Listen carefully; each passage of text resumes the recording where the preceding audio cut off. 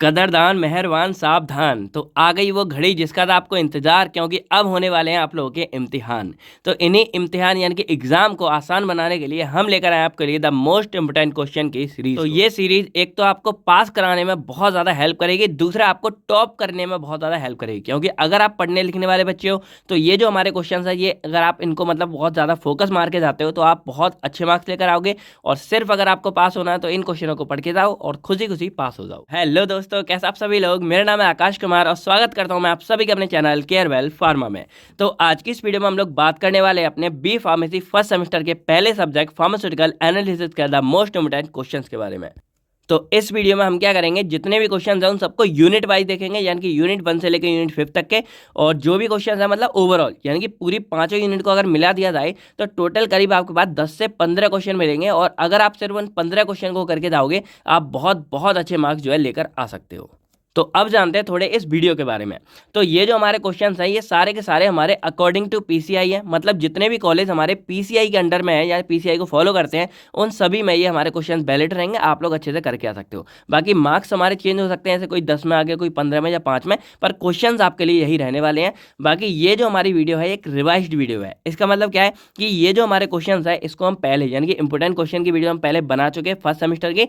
अब इसमें थोड़ा सा हमने अपडेट किया है, यानी कि जो भी क्वेश्चन हमारे कम ज़्यादा जो है सारा कुछ करने के बाद ये लेटेस्ट आप लोगों के लिए 2024 के अकॉर्डिंग बनकर आए हैं, जो आपके आगे भी 25 तक जो है काम आने वाले हैं।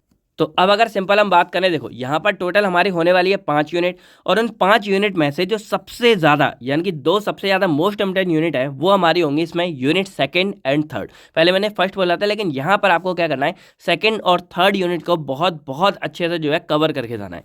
इसके पीछे सिंपल रीज़न है कि इसमें से कंटेंट ज़्यादा आता है और फिक्स है, यानी कि 2 4 6 क्वेश्चन ऐसे हैं जो आएंगे ही आएंगे और ज़्यादा आएगा। तो आप अगर इन दोनों को अच्छे से पढ़ के जाते हो आप लगभग जो है 30 से 40 नंबर बहुत आसानी से जो है इन दोनों यूनिट से कवर कर सकते हो, क्योंकि जो ऑप्शन वाले आते हैं वो भी इसमें से हमें देखने को मिल जाते हैं।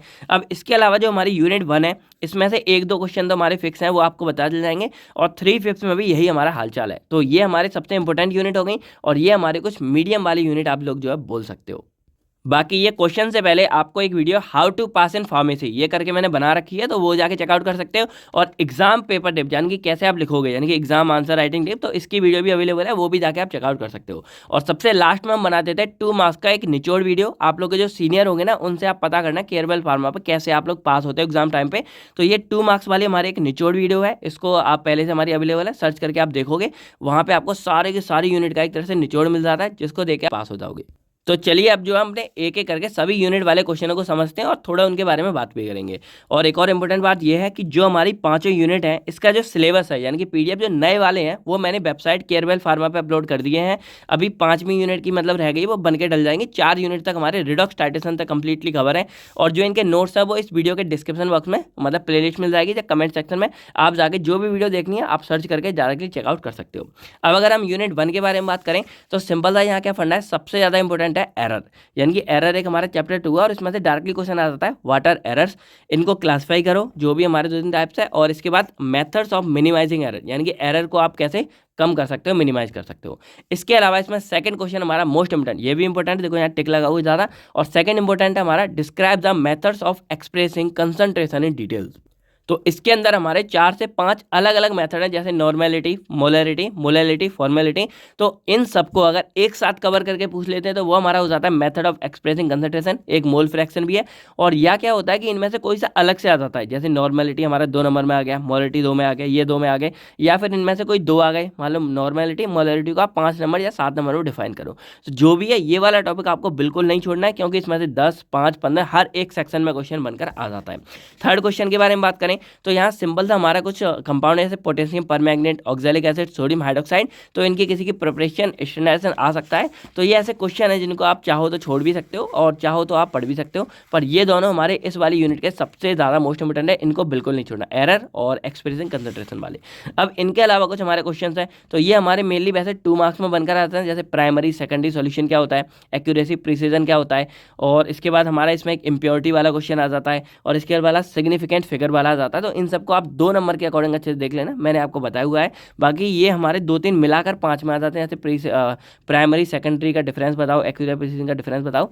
बाकी एक क्वेश्चन और बनता है वेरियस टेक्निक्स ऑफ एनालिसिस, जिसमें वॉल्यूमेट्रिक ये सारी टेक्निक आती हैं, और इसमें फार्माकोपिया और इम्प्योरिटी ये हमारे, देखो ये मैंने सीटिक्स में बहुत अच्छे से कवर किया है, ये इनऑर्गेनिक में कवर किया है। तो इनके अकॉर्डिंग अगर आपको ये मतलब वहाँ इंपॉर्टेंट है, और कई बार हमारा एनालिसिस में भी इसको पूछ लेते हैं, तो आप इसको कवर करके आ ही सकते हो। ठीक है, सेकेंड यूनिट के बारे में अगर बात करें यहाँ पर, ये बहुत इंपॉर्टेंट है। तो इसमें देखो एसिड बेस इंडिकेटर, अब यहाँ पर 2 चीज़ें हैं, एसिड बेस टाइट्रेशन है, तो उस टाइट्रेशन के अंदर मेनली क्या है, आपको आर्हेनियस, ब्रोनस्टेड, लॉरी, लेविस ये वाली थ्योरी। लेकिन इसके अलावा ये वाला क्वेश्चन आता है, ये आपको लिख के आना है, theories of acid base indicator.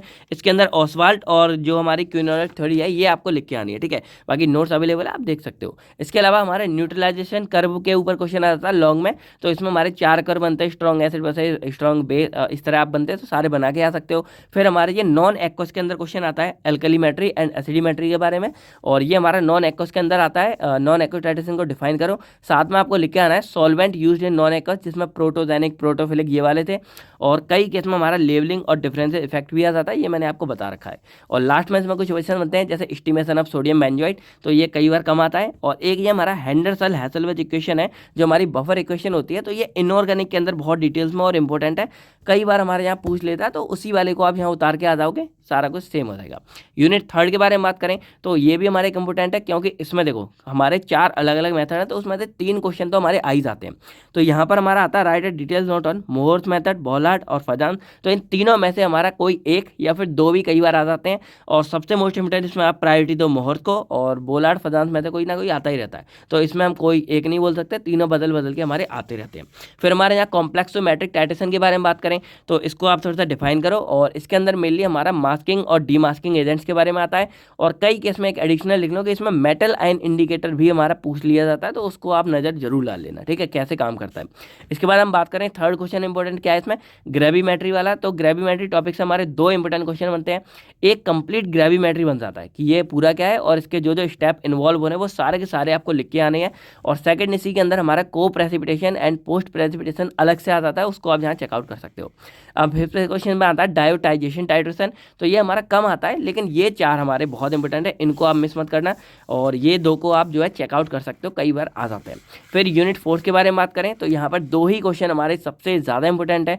पहला हमारा है रिडॉक्स टाइट्रेशन, और इसमें ऑक्सीडेशन और रिडक्शन का जो कंसेप्ट है, जो मैंने आपको डिटेल्स में अच्छे से पढ़ा है, वो लिख के आना है। इसके अलावा आपको यहाँ आयोडीमेट्री और आयोडोमेट्री, तो ये 2 क्वेश्चन हो गए, ऑक्सीडेशन रिडक्शन का मतलब पूरा कंसेप्ट, और आयोडीमेट्री एंड आयोडोमेट्री के बारे में जो डिफरेंस है पूरे के पूरे इसके बाद।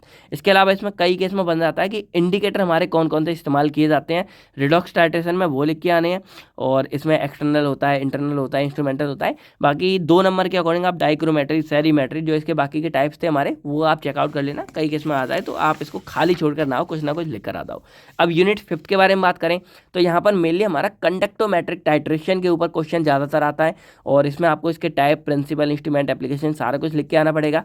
अब इसके अलावा हमारा जो वो है पोटेंशियोग्राफी वाला है, तो उसमें मेनली हमारा बनता है right a construction of electrochemical cell.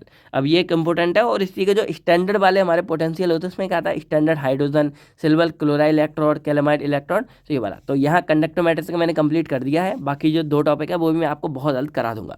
अब यहाँ पर एक आता है डिफाइन पोलैरोग्राफी, तो इसके अंदर हमारा मेनली आता है explain the mechanism of dropping mercury electron DMe, तो इसके ऊपर क्वेश्चन आ जाता है मेनली पोलैरोग्राफी के अंदर, और भी हैं लेकिन मेन हमारा यही है, तो इसको आप अच्छे से देख लेना।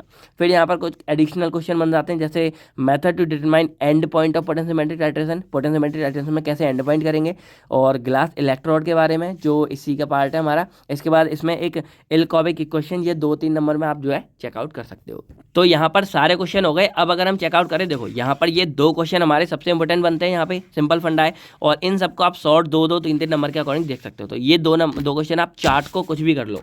फिर इसके अंदर हमारे ये 4 क्वेश्चन हो गए, पूरे चारों ही आपको याद करने, चारों के चारों हमारे बहुत इंपॉर्टेंट है। 4-2 6, और इसके अंदर भी आपको 4 ही याद करने हैं, तो 4-4 8 और 2 10 हो गए। अब इसके अंदर 2 हमारे याद करने, ये हो गए आपके 12 क्वेश्चन, और इसके बाद यहाँ पर आपको ये 3 क्वेश्चन पूरे आप रटो यहाँ पे, तो 12 और 3 15, यानी कि ये टोटल टॉप 15 क्वेश्चन हो गए, और जो मैंने टिक लगा रखे हैं। और अगर इन 15 क्वेश्चनों को आप अच्छे से करके जाते हो, आप बहुत अच्छे मार्क्स लेकर आओगे, और इवन आप अच्छे से जो है पास हो जाओगे। तो आई होप आपको सबको समझ आ गया होगा। अब आपको जो है फार्मास्यूटिकल एनालिसिस की डेफिनेशन कमेंट सेक्शन में लिख के बतानी कैसे क्या होती है। बाकी अब अगर कोई भी डाउट्स आप कमेंट करके पूछ सकते हो। बाकी जो भी वीडियोस हैं इनके जो भी इंपॉर्टेंट क्वेश्चन सॉल्व ऑलरेडी हो ही चुके हैं, मतलब लेक्चर वाइज सब कवर है, उनको जाके आप चेकआउट कर सकते हो। डिस्क्रिप्शन में सारी लिंक मिल जाएंगी और सर्च करके भी आप देख सकते हो। बाकी मैं मिलता हूँ आपसे बहुत जल्द नेक्स्ट वीडियो में किसी नेक्स्ट इंपॉर्टेंट क्वेश्चन के साथ। तब तक थैंक यू, टेक केयर, अपना अपनी फैमिली का ख्याल रखिएगा। बाय बाय दोस्तों, जय हिंद दोस्तों। इस पर बहुत जल्दी 1K लाइक का टारगेट रखते हैं। जैसे ही 1000 लाइक हो जाएंगे हम और चीज़ों पर काम करना शुरू कर देंगे। जय हिंद दोस्तों।